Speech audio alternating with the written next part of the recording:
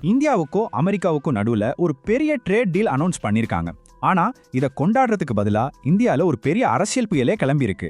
அப்போ உண்மையிலே என்னதான் நடந்துட்டு இருக்கு? இதுதான் எதிர்க்கட்சிகளோட நேரடியான குற்றச்சாட்டு. இந்தியா தன்னோட நலன்களை அமெரிக்காவுக்கு வித்துடுச்சுன்னு சொல்றாங்க. ஆனா நிஜமாவே அதுதான் நடந்துச்சா? வாங்க கொஞ்சம் ஆழமா பார்க்கலாம். அமெரிக்க அதிபரோட அறிவிப்பு ஒரு மாதிரி இருக்கு, ஆனா இந்தியாவுல அரசியல்வாதிகளோட ரியாக்ஷன் அதுக்கு நேர்மாறா இருக்கு. சோ இந்த ஒப்பந்தத்துக்குள்ள உண்மையில என்னதான் இருக்குன்னு நாம இப்போ உடைச்சு பார்க்க போறோம். இந்த ஒப்பந்தத்தை சுத்தி கிளம்பி இருக்கிற 3 முக்கியமான பரபரப்பான குற்றச்சாட்டுகளையும் ஒண்ணா நம்ம அலசி ஆராய போறோம். அதுக்கப்புறமா இதுக்கு பின்னாடி இருக்கிற பெரிய காரணம் என்னன்னு பார்க்கலாம். இங்கே நாம கவனிக்க வேண்டிய முக்கியமான விஷயம் என்னன்னா, இந்த முழு சர்ச்சையுமே முறையா கையெழுத்து போட்ட ஒரு ஒப்பந்தத்தினால வரல. இந்திய பிரதமர் கிட்ட ஒரு ஃபோன் கால் பேசினதுக்கு அப்புறமா அமெரிக்க அதிபர் போட்ட ஒரே ஒரு சோஷியல் மீடியா போஸ்ட் தான் இந்த மொத்த விவாதத்தையும் ஆரம்பிச்சு வச்சது. சரி, இப்போ நாம முதல் முக்கியமான குற்றச்சாட்டுக்கு வருவோம். இந்த டீலோட ஒரு பகுதியா இந்தியா ரஷ்யா கிட்ட இருந்து என்ன வாங்குறத முழுசா நிறுத்திக்க போகுது. இதுதான் அந்த ஷாக்கிங்கான நியூஸ். இது அமெரிக்கா வெளியிட்ட அறிவிப்புல ரொம்ப முக்கியமான ஒரு பாயிண்டா இருந்துச்சு. இது மட்டும் நிஜமா இருந்தா இந்தியாவோட வெளியுறவு கொள்கையில ஒரு மிகப்பெரிய மாற்றம்னு தான் சொல்லணும். சரி, இப்போ இந்த டேட்டாவை பாருங்களேன். ரஷ்யா தான் இப்போதைக்கு இந்தியாவுக்கு நம்பர் 1 ஆயில் சப்ளையர், அது உண்மைதான்.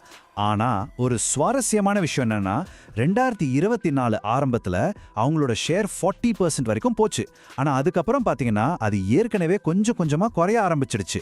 இதுதான் நாம இங்க நோட் பண்ண வேண்டிய பாயிண்ட். ஆனா களத்துல இருக்கிற உண்மைகள் வேற ஒரு கதையை தான் சொல்லுது. இந்தியாவா இருக்கட்டும் ரஷ்யாவா இருக்கட்டும், 2 பேருமே எங்களோட எனர்ஜி ட்ரேட் வழக்கம் போல தான் போயிட்டு இருக்குன்னு சொல்லியிருக்காங்க. அடுத்ததா இந்திய தொழிலதிபர்கள் மத்தியில ஒரு பெரிய கவலையை உண்டாக்குன ஒரு குற்றச்சாட்டு. அமெரிக்க பொருட்களுக்கு 0 டாரிஃப், அதாவது அமெரிக்கால இருந்து வர்ற எந்த பொருளுக்கும் வரி இல்லாம இந்தியாவுக்குள்ள அனுமதிக்க போறாங்கன்னு சொன்னாங்க. இந்த வரிகள் தான் நம்ம உள்நாட்டு உற்பத்தியாளர்களை பாதுகாக்குது. இதை கேட்டா இந்திய சந்தை அமெரிக்காவுக்கு முழுசா திறந்து விடப்பட்ட மாதிரி தோணுது. ஆனா சில ஆதாரங்கள் இதை ஒரு பச்சை பொய்ன்னு சொல்றாங்க. இதுதான் தலைப்புச் செய்திக்கும் நிஜத்துக்கும் உள்ள பெரிய வித்தியாசத்தை ரொம்ப அழகா காட்டுது. உண்மை என்னன்னா, இது ஒரு சிக்கலான வரி விதிப்பு முறை. சில பொருட்களுக்கு வரி உண்டு, சிலதுக்கு இல்ல. எல்லாத்துக்கும் 0 அப்படிங்கிறது நிஜமான பாலிசி இல்ல. இதுல ரொம்ப முக்கியமான விஷயம் என்னன்னா, இந்தியாவோட வர்த்தக அமைச்சர் ரொம்ப தெளிவா ஒன்னு சொல்லியிருக்காரு. விவசாயம், பால் பொருட்கள் மாதிரியான நம்ம உள்நாட்டுக்கு ரொம்ப முக்கியமான துறைகள் இந்த மாதிரி ஒப்பந்தங்கள்ல இருந்து எப்பவுமே பாதுகாக்கப்படும்னு உறுதி கொடுத்திருக்காரு. இந்த மொத்த சர்ச்சையிலையுமே ரொம்பவே அதிர்ச்சிகரமான ஒரு விஷயம் தான் அந்த ஒப்பந்தத்தோட மதிப்புன்னு சொல்லப்பட்ட அந்த பிரம்மாண்டமான நம்பர் தான். சொல்லப்பட்ட தொகை $500 பில்லியன். ஒரு நிமிஷம் யோசிச்சு பாருங்க, எவ்வளோ பெரிய நம்பர் இதுன்னு.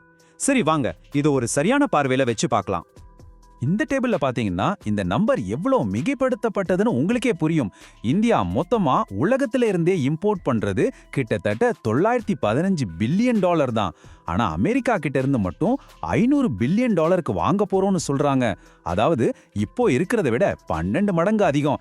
நீங்களே சொல்லுங்க, இது நம்புற மாதிரி இருக்கா? அப்போ இந்த $500 பில்லியன் நம்பர் எங்கிருந்து தான் வந்துச்சு? இது ஒரு தப்பான புரிதல். இப்போ நடக்க போற ஒரு கொள்முதல் ஒப்பந்தம் இல்லை இது.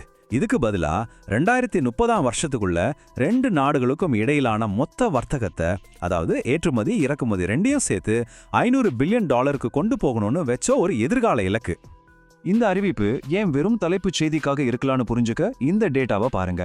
இதுக்கு முன்னாடி அமெரிக்கா 50% வரி விதிச்சப்போ இந்தியாவோட ஏற்றுமதியில ஏற்பட்ட சரிவு வெறும் 2%க்கும் கம்மி தான். சோ இது பொருளாதார ரீதியா பெரிய பாதிப்பை விட ஒரு அரசியல் அடையாளமா தான் இருந்துச்சு. சரி, என்ன வரி, $500 பில்லியன் முக்கியமான குற்றச்சாட்டுகள் எல்லாமே மிகைப்படுத்தப்பட்டதுன்னு தெரியுது. அப்போ உண்மையான கதை தான் என்ன? எதுக்காக இவ்வளவு பரபரப்பா ஒரு அறிவிப்பை வெளியிடணும்? இந்த அறிவிப்பு வெளியான நேரத்தையும் அது சொல்லப்பட்ட விதத்தையும் பார்த்தா இது அமெரிக்கா அதிபர் மேல இருக்கிற உள்நாட்டு அரசியல் அழுத்தத்தையே காட்டுது. இந்த டைம் லைன் எல்லா புள்ளிகளையும் ரொம்ப அழகா இணைக்குது. அமெரிக்காவில் தன்னோட செல்வாக்கு குறைஞ்சிட்டு வர்றதை சமாளிக்கவும் ஒரு பாசிட்டிவான நியூஸ் சைக்கிளை உருவாக்கவும் தான் இந்த அறிவிப்பு ஒரு ஸ்ட்ராட்டஜிக் நகர்வா இருந்திருக்கலாம்னு இது காட்டுது. ஆக மொத்தத்துல இது ஒரு வர்த்தக ஒப்பந்தத்தோட நுணுக்கங்களை பத்தினது இல்ல. இது முழுக்க முழுக்க ஒரு தலைப்புச் செய்தியோட சக்தியை பத்தினது. இந்த மாதிரி ஹெட்லைன் ட்ரிவன் டிப்ளோமசி, அதாவது தலைப்புச் செய்திகளுக்காக செய்யப்படும் ராஜதந்திரம் லாங் ஜெயில்ல 2 நாடுகளுக்கு இடையிலான நம்பிக்கையை பாதிக்க வாய்ப்பிருக்கு.